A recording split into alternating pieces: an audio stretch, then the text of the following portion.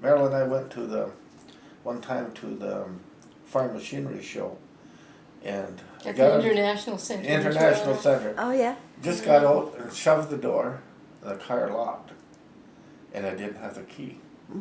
Marilyn said, "What are we gonna do over here?" I said, "Marilyn, we're in a group of farmers."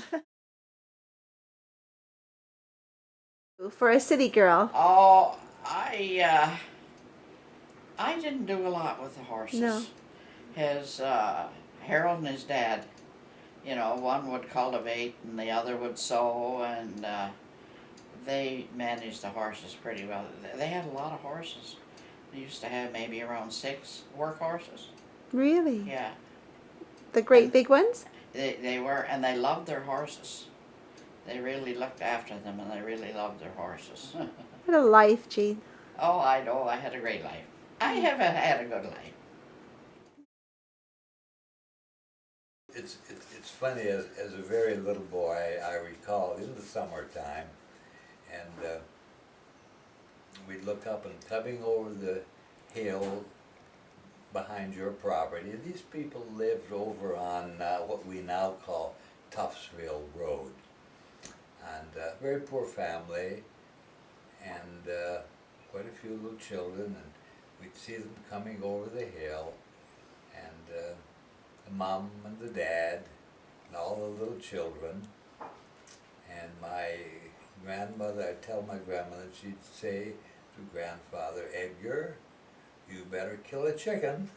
And so we'd have a big chicken pot pie. And of course that was fun for us. There was kids to play with, and you know, a whole new thing to do on a Sunday.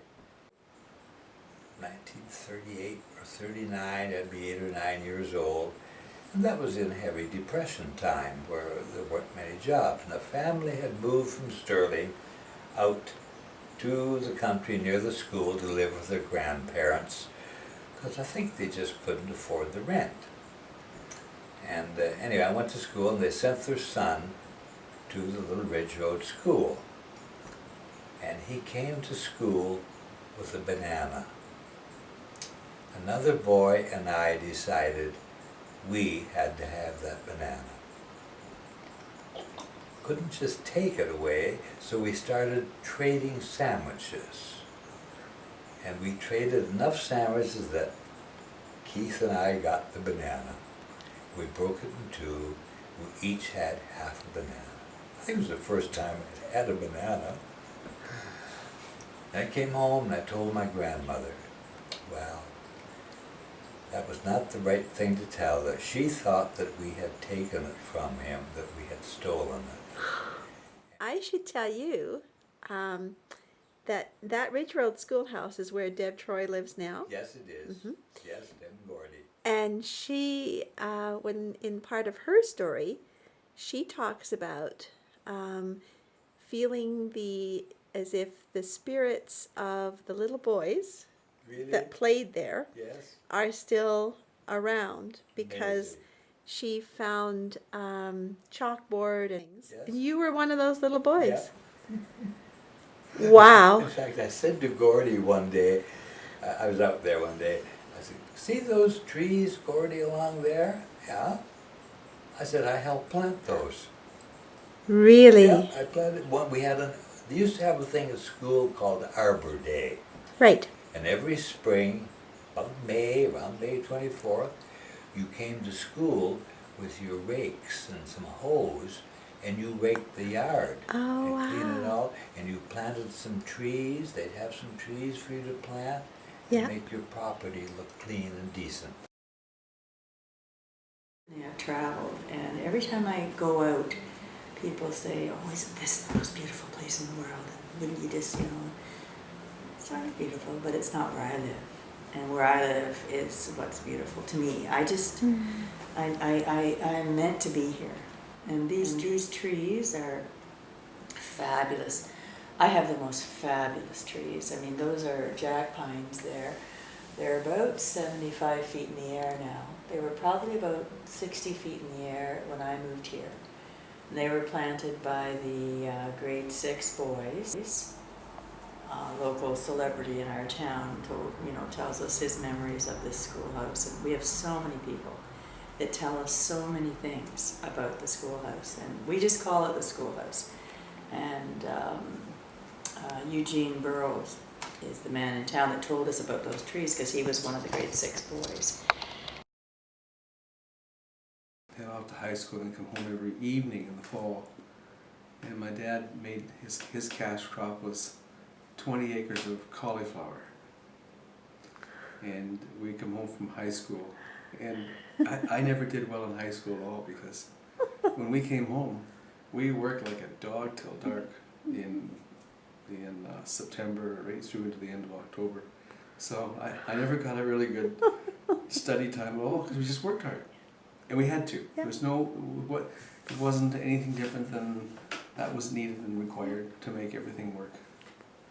So, but those were fabulous days. I just look back on them so fondly, because, they would be out there with a horse and a cart, and cutting cauliflower till dark, and then turn the lights on the truck and pack them and have the truck ready to go. And the next day my dad would take off and go to the city. We look forward to this summer, and if it is less than perfect, we know the steps that we have to take to move into high quality feed regardless of the weather, because this is the day and age that we live in. There's more than traditional ways to store feed and to make a living at what we do. It's the damp weather, trying to make good quality dry hay, and then having rain and more rain. And so now with the past couple of summers, we've come to understand that we can just wrap it. It costs money to wrap it, but when we look back at all the money that we've spent trying to fix the mistakes of feeding poor quality feed, the wrap is cheap. So the only thing that's been my savior is, one, I am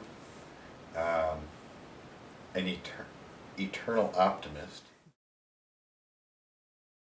Trials and tribulations, and although bees have been around for thousands and thousands of years and managed to evolve over time, it seems like over the last few years they've been in some kind of trouble. I know in Ontario, in Canada, in North America, in different parts of the world, countries like France, Spain, England, countries in South America, bees have been on a decline. So it's just not an isolated problem in one part of the world. It's pretty much a worldwide thing. Is the sugar bush we have here, which is the original sugar bush of the farm, and it's a rite of passage of spring, and it's so timely right now that we're talking about this, because my husband today is out putting on buckets. Have this about 50 acres of pristine maple sugar bush that's never been harvested, and is the original forest that as years have gone by, the natural consequence of death of a tree occurs, but it's the original sugar bush. It is really an important part in the whole making of the maple syrup, and of course that becomes a very family-oriented activity that now includes our son too, and our extended family and our friends who come very generously to collect, because we use the old-fashioned way of the buckets, and Grant's grandfather that I remember in this last 33 years, his father and Grant and his brothers are there in the sugar shack, and make it with the evaporator, making maple syrup, and it's just a Hagerman tradition.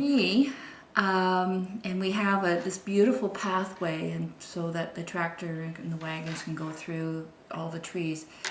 It's probably the most spiritual experience that I think one can have, and as someone who is a believer in God and believer in nature and sees the whole power of Mother Nature, because maple syrup season is not one that you can decide tomorrow that you're going to go and make maple syrup, because it depends very much on the sun and the temperature and all the climatic condition that farmers are always dealing with, that they realize there's a different being, a higher being, if you will, Yep. that is out there that you have to be respectful of.